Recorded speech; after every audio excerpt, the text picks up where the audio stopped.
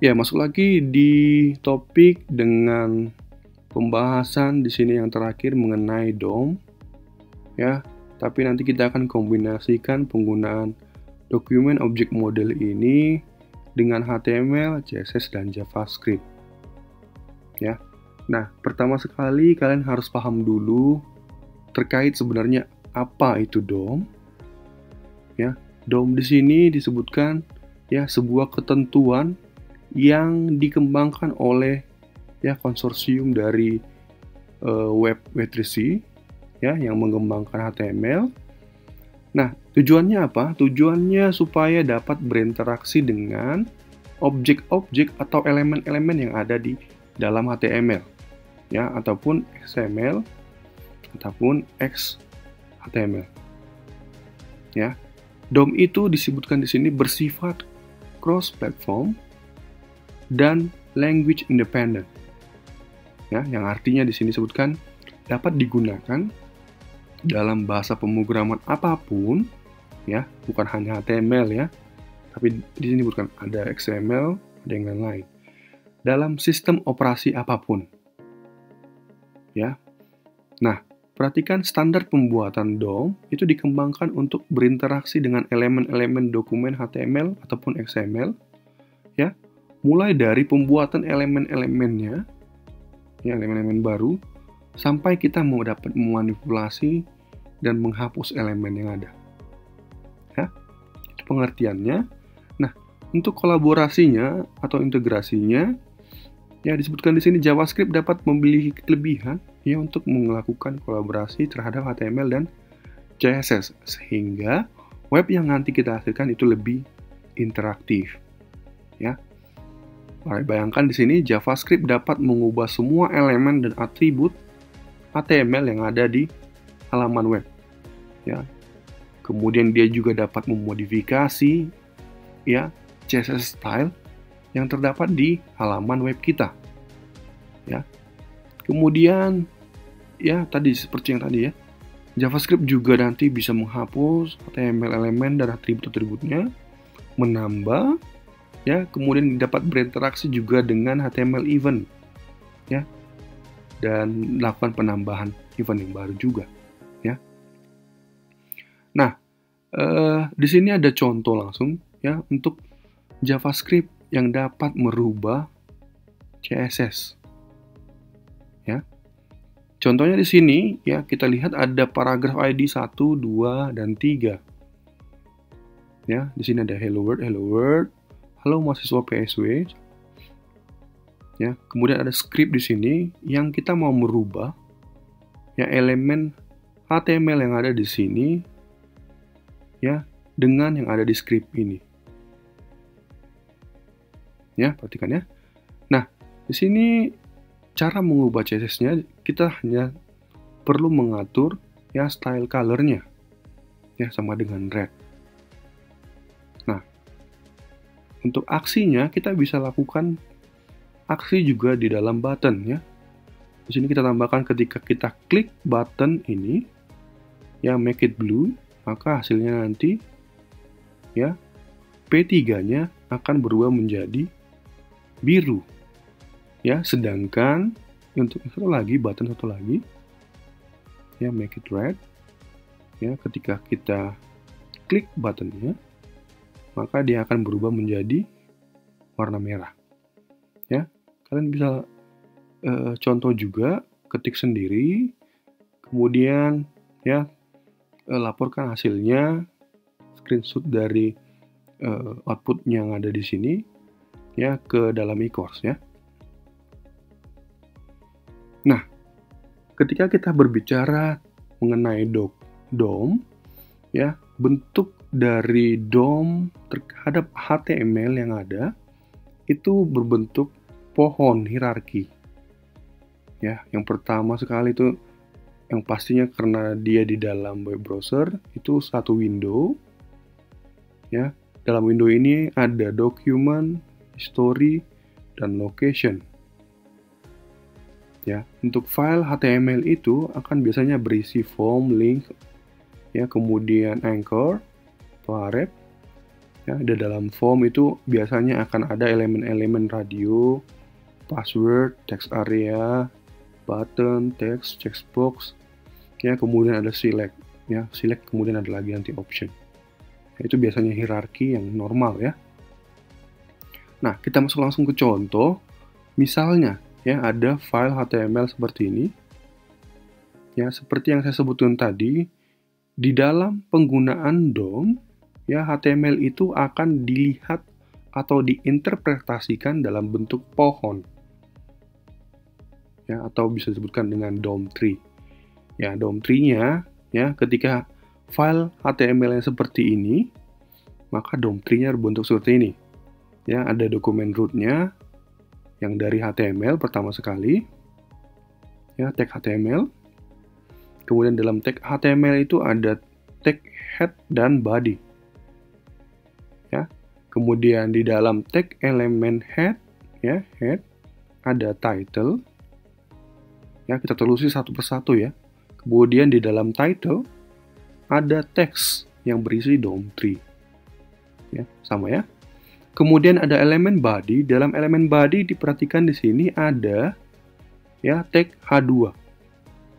Ya, dalam tag H2 ada line sama dengan right. Ya, makanya disebutkan di sini elemen H2 memiliki atribut. Ya. Jika elemennya memiliki atribut, maka, ya, buat ke sebelah kanannya setara. Ya. Kemudian setelah itu ada testing. Ya, ini teks, makanya disebutkan teks texting. Ya, sudah ya. Nah, kemudian di dalam elemen paragraf itu ada elemen lagi sebenarnya ya. Ada 3 elemen di sini. Ada teks, kemudian ada tag I, ya, italic. Kemudian ada titik-titik-titik, yaitu sebuah teks juga. Ya. Kayak sebutkan sini sejajar. Kemudian di dalam I ada teks lagi JavaScript. Ya, perhatikan ya. Setiap elemen HTML, ya, itu merupakan node. Ya. Setiap tag-tag yang ada di sini adalah node yang kotak-kotak ini. Ya. Dan membungkus elemen HTML lainnya. Kemudian elemen teks dan sisi lain tidak dapat memiliki elemen lain di dalamnya. Ya. Teks itu sudah pasti yang paling bawah. Ya. Nggak akan ada elemen lain di bawahnya atau node lain di bawahnya. Sampai sini paham ya? Nah, kita masuk ke hubungan node-node-nya atau node relationship. Ya.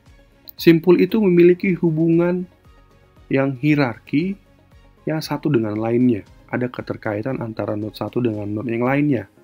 Ya. Yang nantinya namanya, ya, akan ada terminologi parent, child, dan sibling, ya, untuk menghubungkan atau untuk mendeskripsikan hubungan antara masing-masing node. Ya, pada pohon DOM sebelumnya, simpul yang paling atas itu disebutkan akar atau root node. Ya, kemudian setiap simpul, ya, tepat memiliki satu parent, ya, kecuali root tadi. Root tadi itu yang udah paling atas, tidak mempunyai parent lagi ya.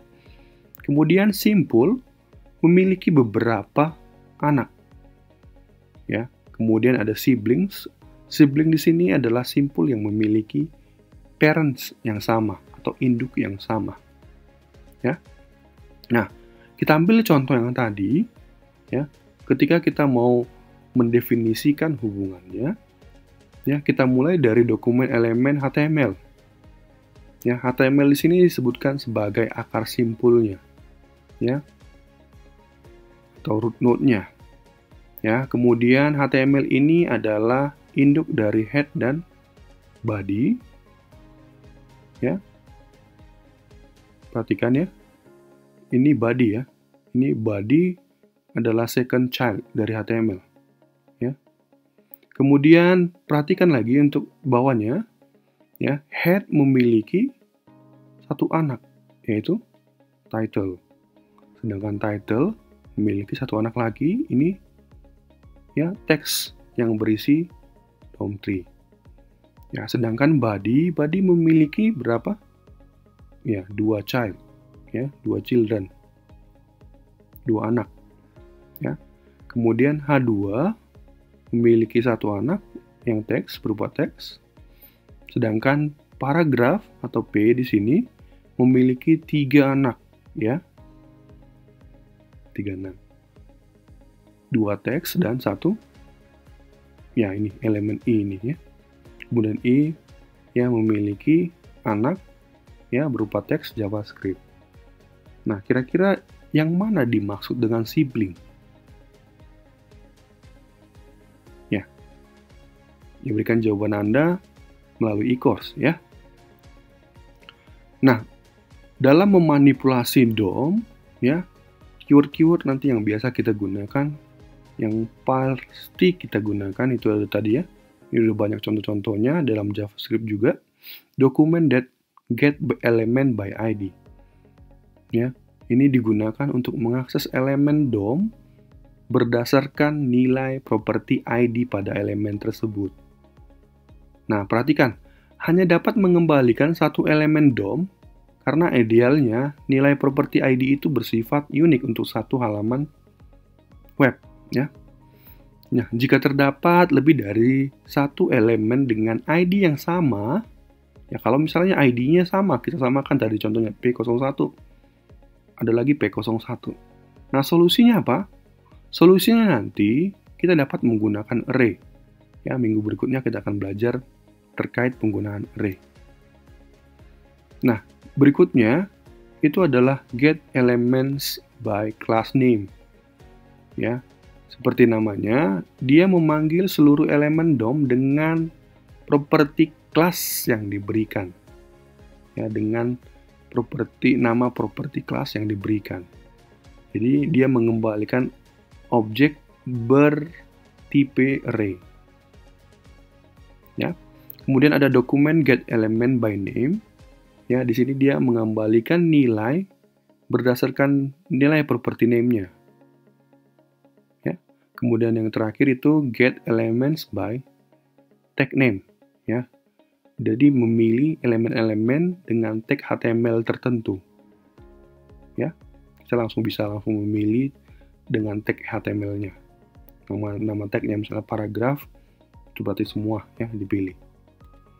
Nah, untuk mengakses elemen DOM ada 2 jenis, contohnya ya dokumen query selector, ya. Di sini mencari elemen DOM pertama yang sesuai dengan aturan selektor CSS.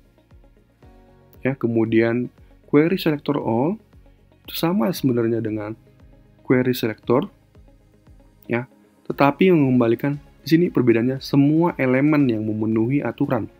Jadi bukan hanya elemen yang pertama saja. Ya, di sini kan tadi dia hanya mencari elemen pertama. Ya, kalau menggunakan all berarti semua elemen. Ya. Nah, berikutnya coba gambarkan ya tugas kalian ya. Gambarkan DOM tree dari form yang ada di sini. Ya.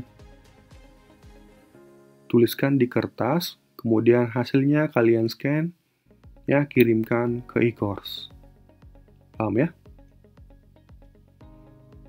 Nah, ya, ini kuliah minggu kelima yang terakhir topiknya. Saya mau memberikan pesan kepada Anda, ya, seperti yang tertulis di sini, everything is up to you. Ya, semua terserah Anda.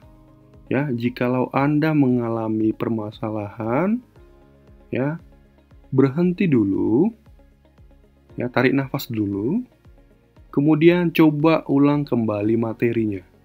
Coba baca ulang kembali materi, ya. Kemudian always make sure you understand all the try it yourself examples. Ya. Jadi coba memahami setiap konsep ataupun setiap sintaks ataupun setiap code yang ada dengan cara mencobanya, ya, mencoba berulang-ulang dengan ya sendiri. Jangan kamu minta punya teman, terus kamu coba punya teman. Ya, semua contoh sudah saya berikan, kalian hanya saya minta mencoba sendiri.